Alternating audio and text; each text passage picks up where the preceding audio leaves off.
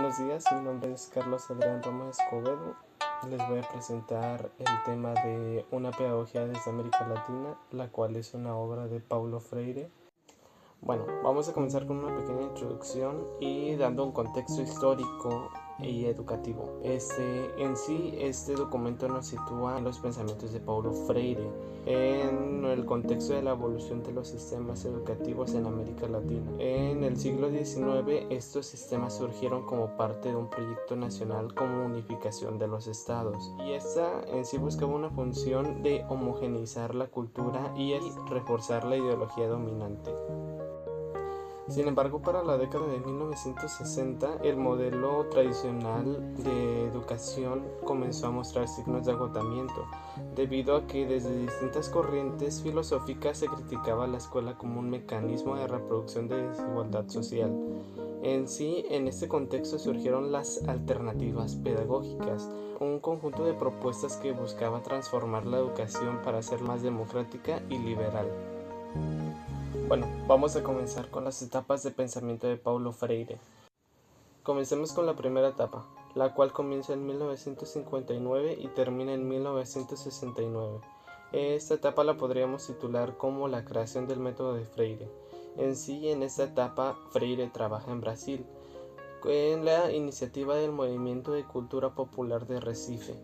Posteriormente, el gobierno de Brasil convoca a Freire para coordinar un programa de alfabetización de adultos, la cual se basa en la idea de aprender a escribir, a leer y debe de estar vinculado en la conciencia de su propia realidad.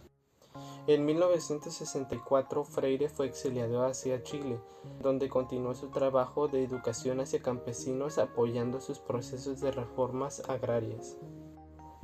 En esta etapa Freire publica su obra más influyente, la cual es La pedagogía del oprimido, la cual fue publicada en 1970 y en donde expone los fundamentos de las propuestas educativas, las cuales son el diálogo, la educación problematizadora y la concientización.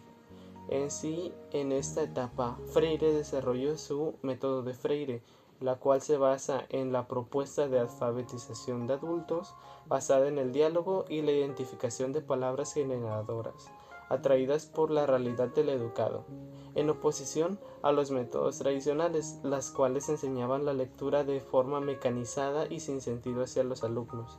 Y Freire proponía que la alfabetización pendiera de la experiencia y el lenguaje cotidiano de los estudiantes. Comencemos con la segunda etapa, la cual comienza en 1970 y termina en 1980.